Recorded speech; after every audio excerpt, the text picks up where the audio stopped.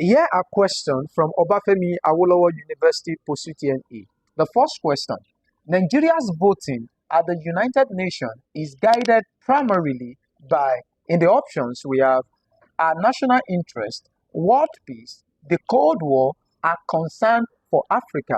I need you to know that this is a subtle or brilliant way of asking you the nature of Nigeria foreign policy. And you will note that Nigeria foreign policy is Afrocentric. What that means is that in the relationship of Nigeria with other countries or states of the world, the interest of Africa will always come first. And Nigeria has demonstrated this in ensuring the decolonization and even restoration of democratic processes in various African states. So the answer to this question is our concern for Africa. The second question: an elected legislator in a presidential system, note that in a presidential system, can lose his seat through, in the options we have, recall, we have cross-carpeting, we have vote of no confidence, we have impeachment. Let's start with impeachment. Impeachment only applies to the executive arm of government in presidential system of government. So it only applies to the executive arm. So which means the answer is not impeachment. Vote of no confidence only applies to the cabinet or the executive arm in a parliamentary system of government, which means it cannot be answered because vote of no confidence applies to the executive arm of government in parliamentary or cabinet system of government.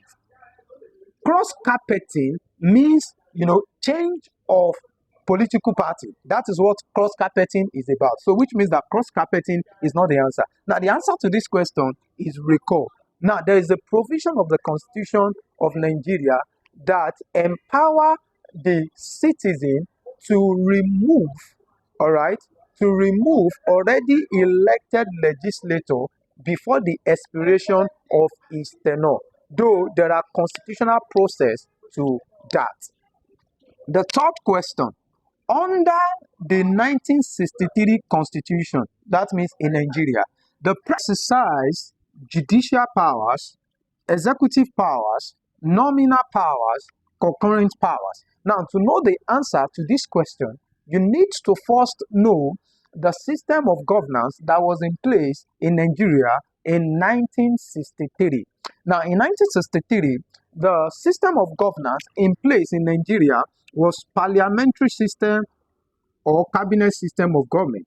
Now, under parliamentary system of governance, we will always have two heads, the head of state and the head of government. Now, in parliamentary system of governance, the head of state only has nominal or ceremonial power, while the head of government, which is the prime minister, will have the executive power. And in 1963, the president was the head of state, which means the president exercised nominal powers. Don't forget to like, don't forget to share widely, and drop any question you have in the comment section. Thank you.